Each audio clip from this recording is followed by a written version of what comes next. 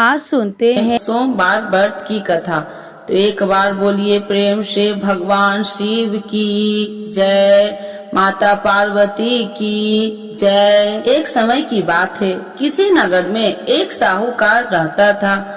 उसके घर में धन की कोई कमी नहीं थी, लेकिन उसकी कोई संतान नहीं थी। इस कारण वह बहुत दुखी था। पुत्र प्राप्ति के लिए वह प्रत्येक सोमवार को व्रत रखता और पूरी श्रद्धा के साथ शिव मंदिर जाकर भगवान शिव और माता पार्वती जी की पूजा करता था। उसकी भक्ति देखकर एक दिन माँ पार्वती प्रसन्न हो गई और भगवान शिव से उस साहूकार की मनोकामना पूर्ण करने का आग्रह किया। पार्वती जी की इच्छा सुनकर भगवान शिव ने कहा कि हे पार्वती, इस संसार में हर प्राणी को उसके कर्मों का फल मिलता है और जिसके भाग्य में जो हो उसे भोगना ही पड़ता है।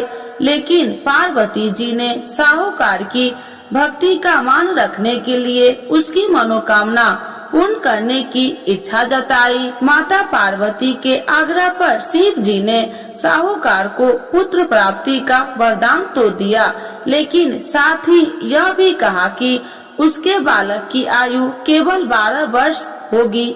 माता पार्वती और भगवान शिव की बातचीत को साहूकार सुन रहा था। उसे न तो इस बात की खुशी थी और न ही दुख। वह पहले की भांति शिव जी की पूजा करता रहा। कुछ समय के बाद साहूकार के घर एक पुत्र का जन्म हुआ। वह बालक 11 वर्ष का हुआ तो उसे पढ़ने के लिए काशी भेज दिया गया।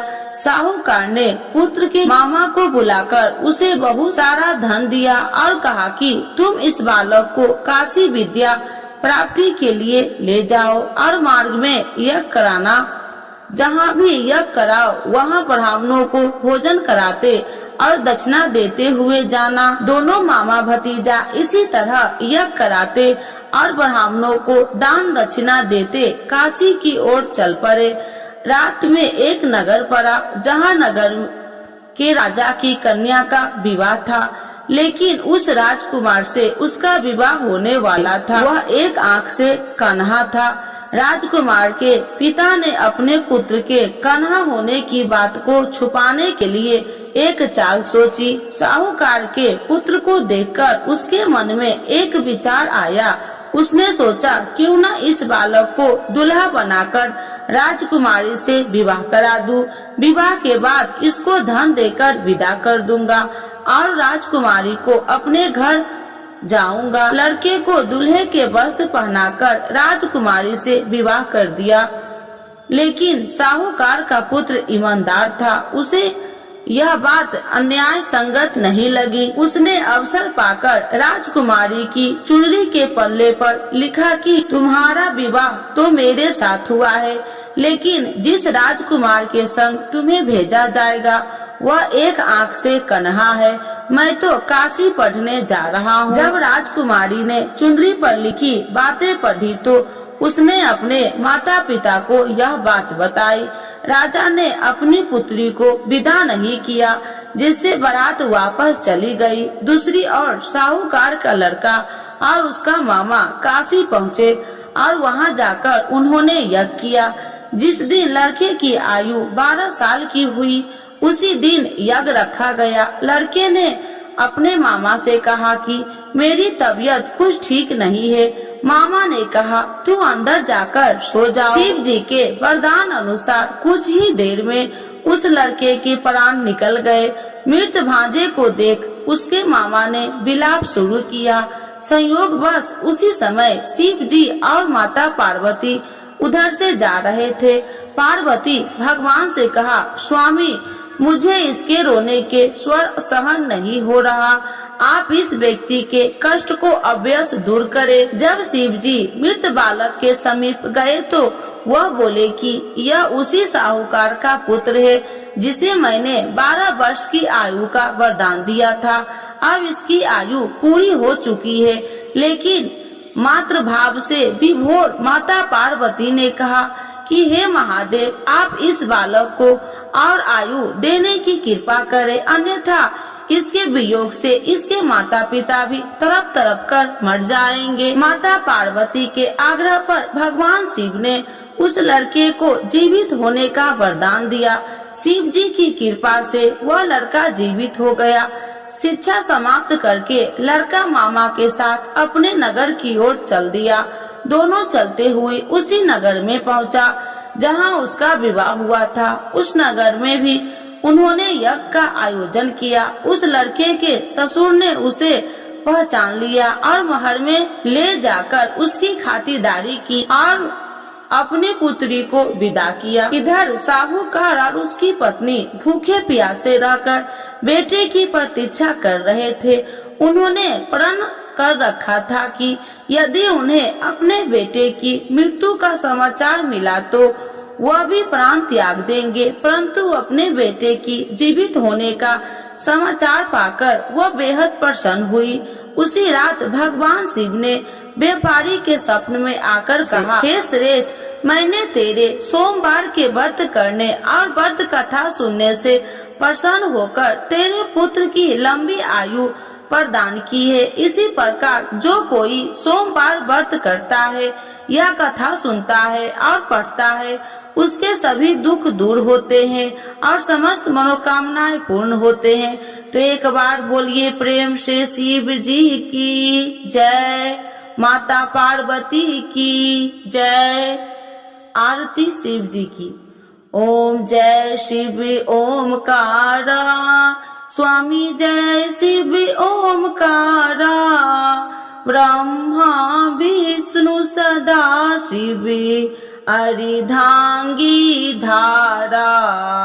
ओम जय शिव ओमकारा, एकानन चतुरानन पंचानन राजे, स्वामी पंचानन राजे, हंसासन गरुड़ासन विश्वाहन साजे।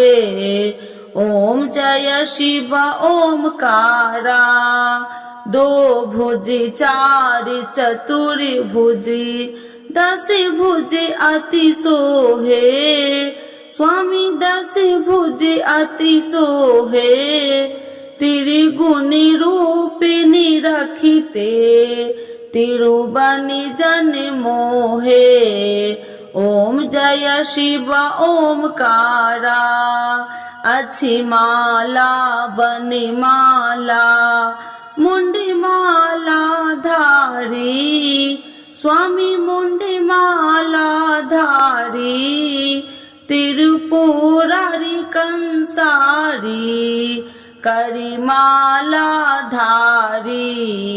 ओम जय शिव ओमकारा, श्वेतांबर पीतांबर बाघांबर अंगे, स्वामी बाघांबर अंगे, सनिकादिकी गरुनादिकी भूतादिकी संगे। ओम जय शिव ओमकारा, करके मध्य कमंडल चक्र त्रिशूलधारी, स्वामी चक्र त्रिशूलधारी, सुखकारी दुखिहारी, जग पालनकारी। ओम जय शिव ओमकारा, ब्रह्मा विष्णु सदा शिव जानति अविवेका, स्वामी जानति अविवेका, मधु कैटभ दो मारे, सुर भयहीन करे। ओम जय शिव ओमकारा, लक्ष्मी व सावित्री पार्वती संगा, स्वामी पार्वती संगा, पार्वती अर्धंगी, शिव लहरी गंगा। ओम जय शिव ओमकारा। पार्वती सोहे पार्वती शंकर कैलासा। स्वामी शंकर कैलासा। भांग धतूर का भोजन भस्मी में बसा। ओम जय शिव ओमकारा। जटा में गंगा बहती है गले मुंडन माला। स्वामी गले मुंडन माला। शेष नाग लिपटावती ओढ़त मृग छाला। ओम जय शिव ओमकारा। काशी में विराजे विश्वनाथी नंदी ब्रह्मचारी। स्वामी नंदी ब्रह्मचारी। नित्य उठी दर्शन पावती महिमा अति भारी। ओम जय शिव ओमकारा। त्रिगुण स्वामी जी की आरती जो कोई नर गावे। स्वामी जो कोई नर गावे। कहत शिवानंद स्वामी मन वांछित फल पावे। ओम जय शिव ओमकारा। प्रभु हर शिव ओमकारा। शिव जी की जय। माता पार्वती की जय।